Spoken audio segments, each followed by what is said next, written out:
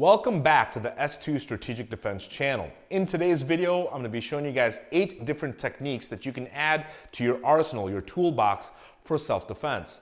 Now, as a disclaimer, I just want to say a couple things. Number 1, this is not going to be some kind of an exhaustive list. Number 2, we can certainly escalate or de-escalate in the terms of how much damage we're going to incur. I'm not trying to show you guys like these, killer ninja moves or anything of that nature. What I want to do is give you guys some effective, efficient, but simple tools that you can add into your toolbox and ethically, morally, and hopefully legally use. These techniques also set a foundation for other techniques that might have escalation or de-escalation attached to them. All right, guys, so let's go ahead and get started. All right, guys, so before we get started, the very first thing that we want to do is establish what I call the fighting posture, meaning a good base, a good structure. Now, this is something that you do not want to neglect. A good base helps you negotiate between mobility and stability. It lets you move athletically. It lets you apply pressure. It lets you receive pressure. And so just like the foundation of a house, if you don't have a quality foundation, first windstorm, the house is going to come tumbling down. Your fighting posture is the same way. To establish a good fighting base, let's do it like this. We're going to start from our feet and work our way up. If you guys are right-handed, follow along with me. If you guys are left-handed, just do it mirror image, okay? All right, so the first thing, our feet need to be about shoulder width apart-ish, okay? And then we're going to take our left foot and step forward. Just a quick reminder, you lefties, you're going to be stepping forward with your right foot, okay? Next, what I want you guys to do is you're going to be bending those knees, so you're just coming straight down. I don't want you to bend forward, I want you to squat, okay? So lower that elevation. And when you do that, you're gonna feel this propensity to raise the back heel. That's exactly what you want. You want that back heel as high in the air as you possibly can get it. Why? Because when you're on the ball of the foot for the rear side, it allows you to explosively move forward, backward, side to side. But when you're flat-footed, you can't really move. The first thing you'd have to do is bend your knees, pick up that heel, and then go. So I'm trying to get you in as much of a ready position as possible. Okay, so from square one, we are going to have a wide base, one step forward, squat down, pick up that back heel. Elbows come to protect the side of the rib cage and in front of the heart, okay? And then this knuckle line, okay? This knuckle line is gonna come right about by the cheekbones. Now the hands are gonna end up moving, the head's gonna get behind it, that kind of thing, but as a reference point, right in front of the cheekbones is about a good elevation for that. And then the last thing you're gonna need is to just drop the chin a little bit. Not where you're looking down or bending forward, just enough where you're hiding behind your hands. Why? Because when you expose the chin and you take a shot, it's night time. And I want you guys to stay awake, okay? Consciousness is imperative to fighting. All right, so wide base, step forward, bend the knees, pick up the heel, elbows come in, hands come up, chin comes down, and now you're in some kind of a ready position. It allows you to move athletically, maintain base, punch, kick, avoid takedowns, counter, all kinds of different stuff. So this base is really going to be the core nucleus of all things self-defense related. All right, guys, so let's start talking about techniques. Now, before we get into technique, I want you to understand one thing. Avoid becoming this encyclopedia, this collector of techniques. I know this many punches and that many blocks and that many takedowns and this many kicks. That's great if you're an encyclopedia. To be a functional fighter, to be a functional self-defender, you need quality attributes, things like speed, power, timing, line familiarization, distancing. That's really what makes your techniques functional, right? Essentially, it answers the question of who, what, when, where, why. This is how we do this, okay? So spend time building attributes and not collecting techniques if you want to be functional. That being said, technique number 1 is kind of a combination, okay? And it's just gonna be a basic 1-2, the jab, the cross. Starting from our fighting base, our jab is done with the front hand. So my left leg is forward, so my left hand's doing the punch. For you guys who are lefties, your right leg's forward, your right hand's gonna be doing the jab, okay? So without getting into the weeds because there's a lot of details here. Essentially, the jab is kind of like a whip, okay? A rangefinder, a stun gun, that kind of a thing. It's not meant to go out there and stick your arm out there and that kind of stuff. It's just a quick whip, okay? So when we have this jab, it comes out from the waist in the shoulder. I want you to think in this region here. It comes out from the waist and shoulder, accelerates forward and retracts back to the same place. Accelerates forward, retracts back. Accelerates forward, retracts back, okay? And it's coming straight for the nose. So if I'm punching you, straight forward, straight back. Straight forward, straight back. Straight forward, straight back. Okay, that's the jab. The 1-2 combination is like a push-pull. I'm pushing, I'm pulling. I'm pushing, I'm pulling. I'm pushing, I'm pulling, okay? So the jab is the front hand and the cross is the rear hand. When we put these in combination, 1-2, 1-2, 1-2, that becomes almost like one strike, okay? That's the way at least I have learned it. That's the way it was taught to me in the first place. Think about these in rapid succession. 1-2, bang, bang, okay? Bang, bang, bang, bang, all right? So that's the way I want you to think about the jab cross, not jab, cross, okay? 1-2, 1-2, 1-2. You try it out. Technique number 2 is gonna be what we call the overhand, okay? Now, the overhand is a little bit different than the haymaker. The haymaker is like this giant wallop. The overhand is much more precise, okay? And so we're still gonna have our front hand up. We have this a little bit of a lean out to the side, and this hand's gonna come like an arch. The jab cross went straight. The overhand has this arch, almost like a corkscrew kind of a punch, okay? This is kind of aiming towards the side of the jawline, the cheekbone, and what happens is when they make contact, it rocks the bottom jaw side to side, hopefully pinching one of the nerves that's on the back side over here, and that's how you get good knockout punches, is by building a good overhand, okay? So when we look at the overhand, over the top like an arch, over the top like an arch, over the top like an arch. Not the 1-2 like a jab cross, 1-2. It'd be an overhand, this big arching motion, okay? You try that out. All right, so far we have the jab cross combination, and then we just put in the overhand, okay? Next technique is gonna be with the elbows. Now, there's 4 types of elbows, okay? You have the horizontal elbow, you have the vertical elbow, you have the rearward elbow, but the one I'm gonna show you is actually my favorite. It's called a diagonal elbow, right? Instead of coming left to right or right to left, it's gonna come down at this angle. Now, watch the trajectory here. Horizontal elbow, right? It's going one side to the other on this axis. The diagonal elbow goes top to bottom at an angle. From here or from here. From here or from here. Okay, so how do we throw that? Here's what I want you to do. First, I want you to take your hand and go palm out, thumb down, right? Then I want you to take the back of your hand and pull it as close to your chest as possible, and look at what happens to the tip of the elbow. It gets pointy. If you moved your hand away, the tip of the elbow gets less pointy and you're starting to put the blunt side of your forearm forward. Okay, so palm out, thumb down. Palm comes as close to the chest as possible. That points the elbow.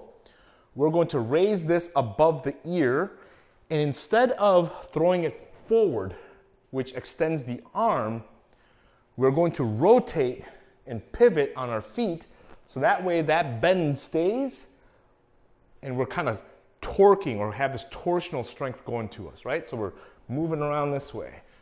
1, 2, 1, 2, 1, 2. Okay, try that out. Our next technique is what we call the teep or the push kick, okay? Now this is not like a kick like you're kicking somebody's leg. I want you to think about the solar plexus area, the lower abdomen, right at the hinge of the waist, that kind of area. That's where you want to aim for with the ball of your foot. So not your toes, not your heel, with the ball of your foot. And what you're gonna do is you're gonna bring your foot forward almost like your foot on an accelerator inside your car, like on the gas pedal, okay? If I did this to the bag, so I'm not kicking the bag, okay? I am raising my knee high, my hands are still up, my foot goes out, I'm in and making contact with the ball of the foot, and then I push. Right, left. And as I push, I typically have a little bit of a lean back, okay? That's why we call this the push kick. What does the push kick do for you? It allows you to gain distance, right? It either stops somebody there, or if they're encroaching too fast, you're like, hey, hey, hey, hey, hey. Okay? And the push kick is a good way to just kind of get people away from you. Try that out. All right, so we're building a little bit of a repertoire here. Okay, so our next technique is going to be the inside cut kick. Now, visualize real quick somebody standing in front of you, okay? The inside cut kick is aimed at the inside quad right above the knee, okay? Essentially what happens when you kick this area, they tend to kind of stumble and fall out this way. The defense to it is easy. You just raise the leg and put your weight back. That's okay. When you hide it behind combinations, it's much harder to stop. So the inside cut kick, we're trying to cut down on the inside of their leg. So if I did this to the bag here, I'll try and do it this way for you. I'm not making this a giant roundhouse kick or a thigh kick, any of that kind of stuff, okay? It's gonna have a quick shuffle forward and back, and back. This is what we call a pendulum, right? One foot comes forward, the other foot kicks, and then that foot comes back and this foot returns to its starting position, okay?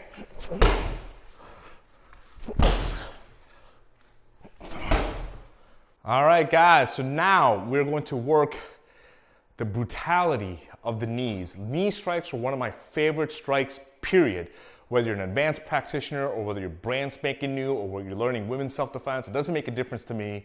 Knee strikes are devastating if you do them correctly, okay? So let's talk about the knee strike real quick. In order to have a good knee strike, we don't raise the foot, okay? Because that brings out the blunt side of our quad. What I want you to do, turn to the side for you, this is wrong. What I want you to do is understand how to pick up the heel. You want the heel touching your backside or as close to it as possible. That points the front of the knee, okay? Then what we're going to do is thrust that forward and lean back so we have this pelvic thrust.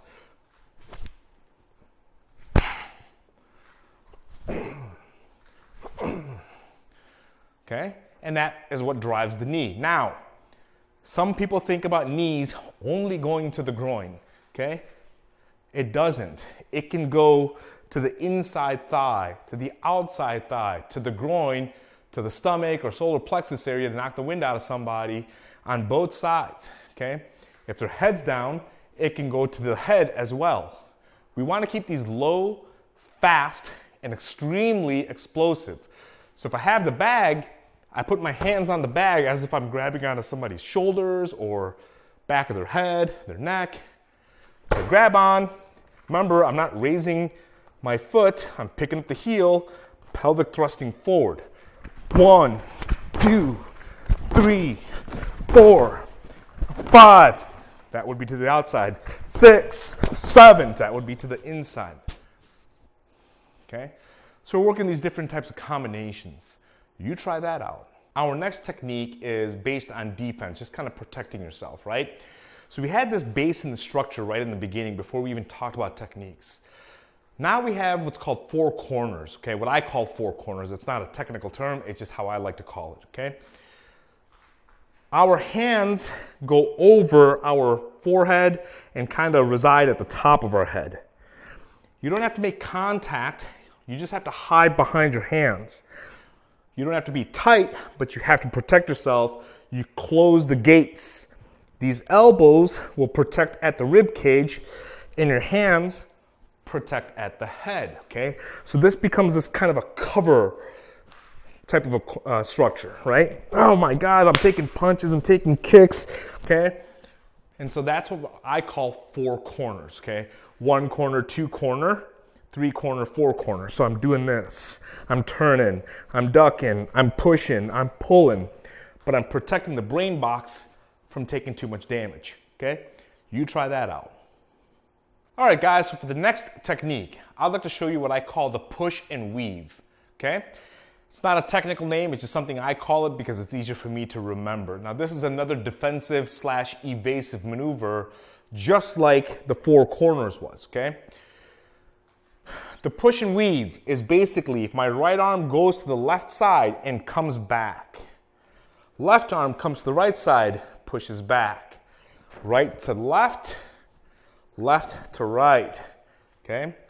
When do I use this? Well, a lot of times I will use this off of the 4 corner structure. Why? Because I'm taking fire, we've gotten in close, this is hot and heavy, so I have to hold my base best, but I need to get on the offense. You can't play defense all the time, or else you're constantly reacting to the other person. Eventually you're gonna lose. So you have to offend at some point. So I use the push and weave off of my 4 points, and if I need to push this person so I can reposition, that is how I would use it. Okay, so it comes off this 4 corners, I reach one arm forward, still protecting my head, and I push them out of the way. Normally this arm goes under their armpit.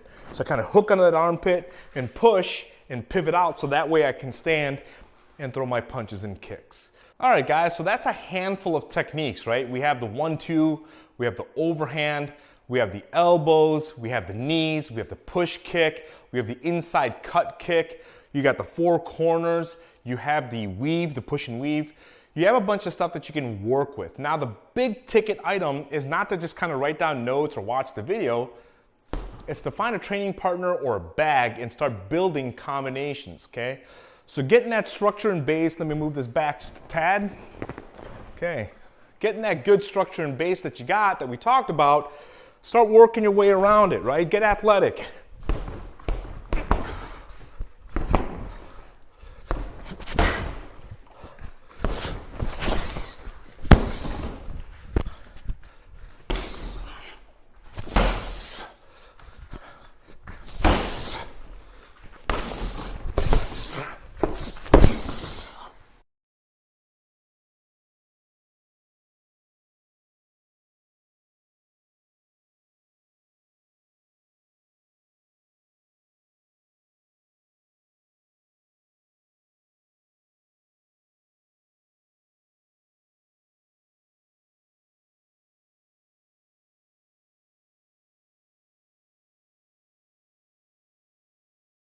So you're going to take the stuff that we talked about, you're going to add it to the things that you already know, and start building combinations.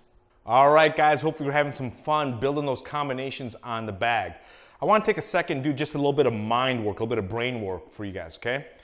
First thing I want you to think about is different range, meaning the distance between me to that opponent. That distance is important because it will dictate which tools in my toolbox are going to be effective or not. So real quick, let's just say it's long range, middle range, close range, okay? And this happens pretty fast. Long, mid, close, okay? If you guys take the tools that we just talked about and you chart them on here, would you say that an elbow, let's just say as an example, would fit into long range, or would it be somewhere else? Okay, think about how short the elbow is. Where would that be effective? Close range. Okay, how about the knees? The knees can probably be in somewhere in the middle, but they're really devastating when you put them in here. Okay? How about that jab cross combination? That might be out here in the long range. How about that teep or that push kick that we did? Let's put push kick in the long range. How about what's happening in the middle over here? Let's see, 4 corners is good over here. That's a good defense, right? The push and weave is middle range or close range sometimes. What else do we have?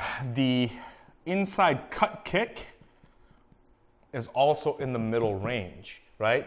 And so we're taking our techniques here and we're laying them out. Now I want you to think about something else that you might know. Maybe you know a thigh kick. Where does that fit? Well, thigh kick would be a great mid-range tool, okay? How about a long roundhouse kick?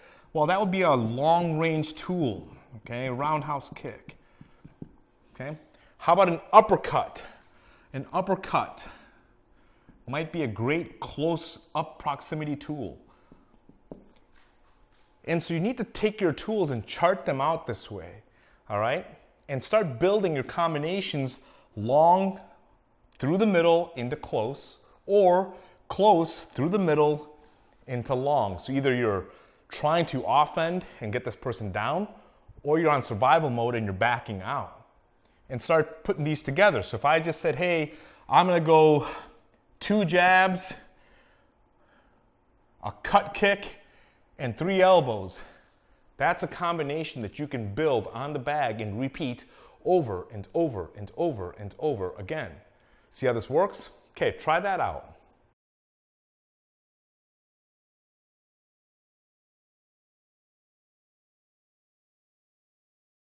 All right, guys, hopefully you found this video to be helpful, help you build some different techniques, maybe see a different perspective, learn how to train a little bit, do a little bit of brain work with me, and keep something in mind. Self-defense is not one-ended, meaning it's not just for adult men or adult women or young kids.